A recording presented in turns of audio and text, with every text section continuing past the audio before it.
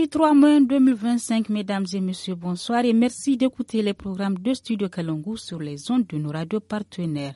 Bienvenue dans ce numéro de la semaine sur Kalangu. Il s'agit de la rétrospective de l'actualité marquante de la semaine, suivie d'un magazine qui nous amène à la découverte du choro, une culture peul pratiquée depuis la nuit des temps. Je suis Nefissa Adam Sirfo à la présentation. Actualité oblige, nous ouvrons avec cette brève à l'occasion de la Journée mondiale de la liberté de la presse ce jour 3 mai. Reporters sans frontières a publié ce jeudi son rapport 2025 qui place le Niger à la 83e position sur 180 pays, soit un recul de 3 rangs par rapport à 2024. À l'échelle mondiale, la liberté de la presse continue de se détériorer. La pression économique souvent négligée fragilise durablement les médias. En 2025, l'indicateur économique du classement mondial atteint un niveau critique inédit. Et pour la première fois, la liberté de la presse est qualifiée de difficile dans le monde avec 42 pays classés en zone rouge contre 36 l'année précédente. L'actualité cette semaine, c'est la rencontre en début de semaine du gouverneur de la région de Niamey avec les promoteurs des stations-service. Le général de brigade Abdou Assouman Harouna a exigé que toutes les stations-service s'équipent de caméras de surveillance sous un mois. Cette mesure, selon lui, vise à lutter contre le trafic de carburant au profit des groupes terroristes. On l'écoute sur des propos recueillis par nos confrères de la radio et télévision du Niger. Nous avons la preuve que près de 60% du carburant qui est vendu aux terroristes part de Niamey.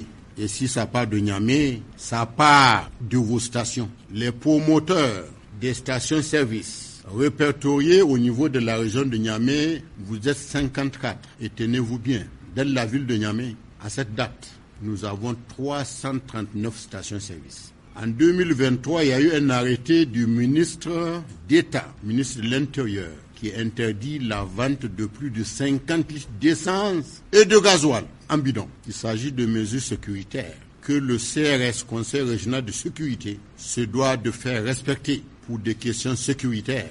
Autre actualité de la semaine, c'est l'Office central pour la répression du trafic illicite des stupéfiants Ocretis de Gaïa qui a démantelé un réseau de trafic de drogue.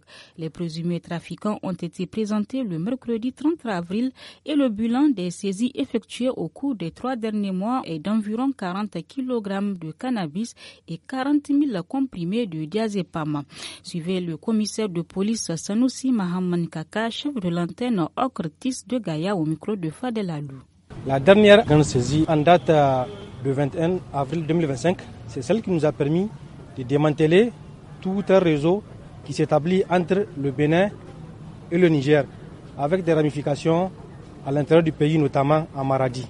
Tout est parti à travers une saisie effectuée par les éléments en service au PK10 portant sur 3 boules de cannabis qui étaient dissimulées dans un sac contenant des ustensiles de cuisine, notamment les marmites, sur lesquelles ils avaient aspergé des sumbala.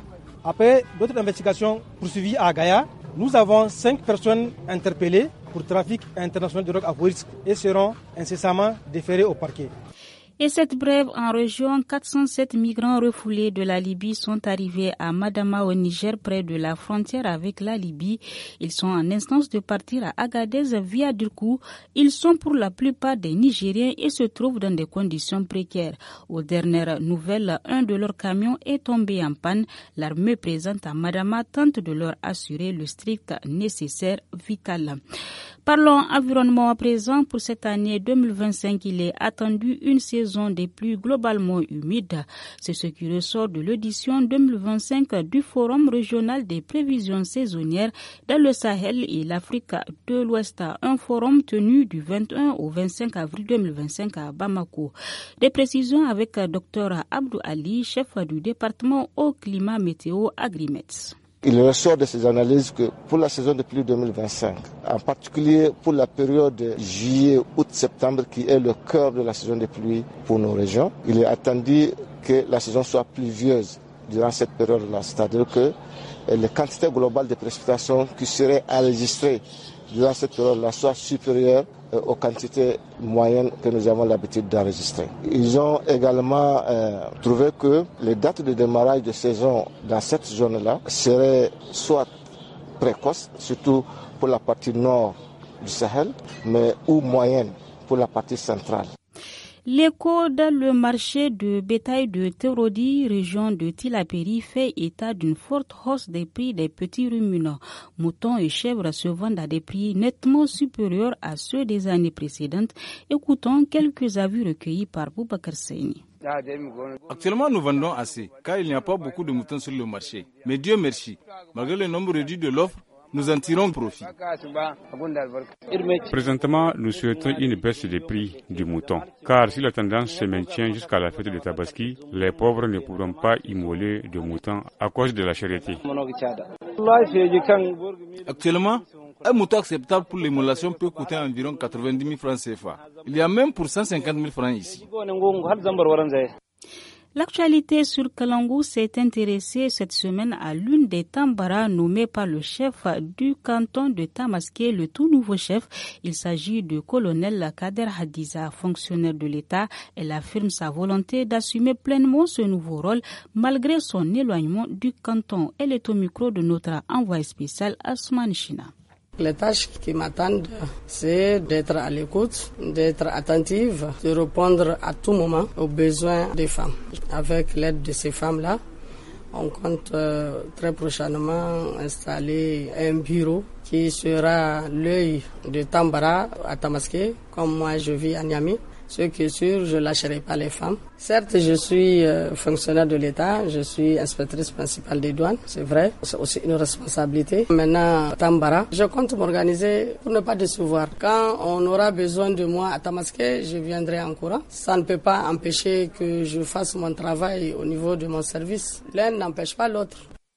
Et à l'occasion de la fête du 1er mai célébrée ce jeudi qui rend hommage aux ouvriers de Chicago, Kémou Yahya, secrétaire général de l'Union syndicale progressiste des travailleurs USPT, membre de l'UTN, a partagé le contenu de leur cahier de doléances 2025 au micro de Mokhtar Hamadou. Nous avons demandé la mise en œuvre de l'ensemble des anciens protocoles. Il y a la question du recrutement sans concours des enseignants contractuels du sous-secteur de l'éducation et de la santé. Ça a fait l'objet d'accord. Parce que parmi ces contractuels-là, vous en avez qui ont fait plus de 20 ans, qui n'ont pas de matricule, qui n'ont pas de garantie de sécurité sociale, qui n'ont même pas de garantie d'accès à la retraite. Au-delà de la question du recrutement, il y a la question du paiement des incidences liées au reclassement et au classement. Et il y a la question du SMIC. Le SMIC a été rehaussé, mais le décret d'application du SMIC n'est pas signé. Il y a la question de l'octroi de l'indemnité de départ à la retraite. Il y a la question de l'harmonisation du régime indemnitaire.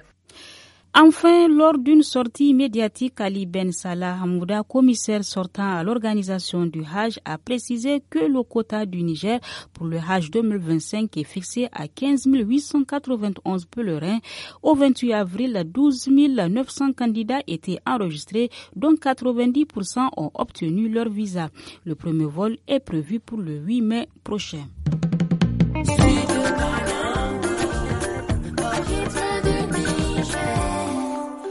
Place à présent à notre magazine qui nous amène à la découverte de Choro, une culture peul pratiquée depuis la nuit des temps. Cette pratique se fait notamment à l'occasion des cérémonies de mariage, baptême et autres. Suivons le reportage de Asman China.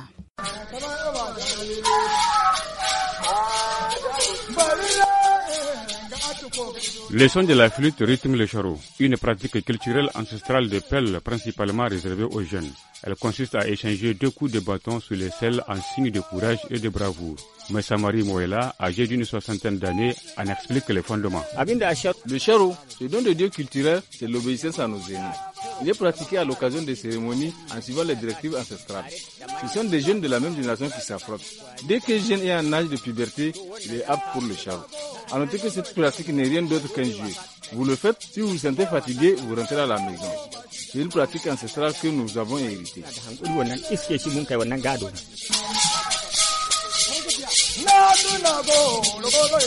Au-delà de la démonstration de bravoure, le choro constitue une occasion privilégiée pour les jeunes peuls de nouer des liens d'amitié malgré son aspect perçu comme violent. Lors des festivités, la flûte et les chants de loge appelés kirari galvanisent les participants, plongeant certains dans un état de transe.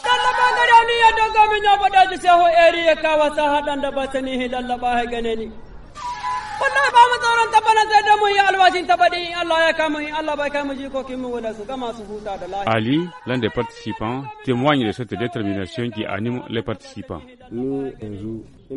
Cela fait environ 4 ans que je pratique le charo. En matière de charo, je ne crains aucun jeune de ma génération. Qui qu'il soit, si je suis en forme, je peux l'affronter. Quand un jeune se trouve en face de quelqu'un qu'il veut affronter, il va le faire. Vous vous frappez et cela n'altère pas vos liens sociaux. Si vous êtes des amis, vous restez amis.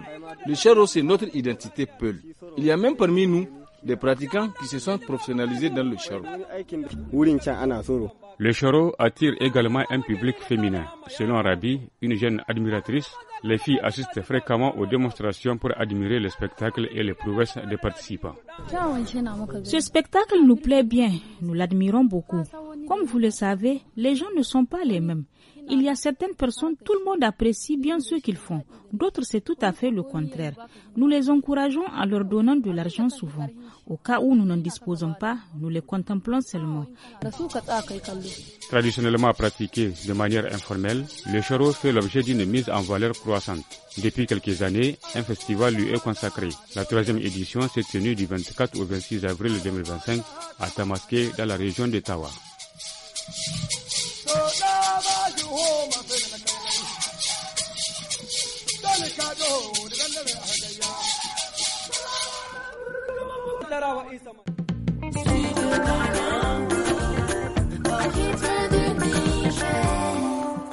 Et c'est ici que prend fin la semaine sur Kalangu en français. Restez avec nous pour la suite du programme et très bon week-end à tous.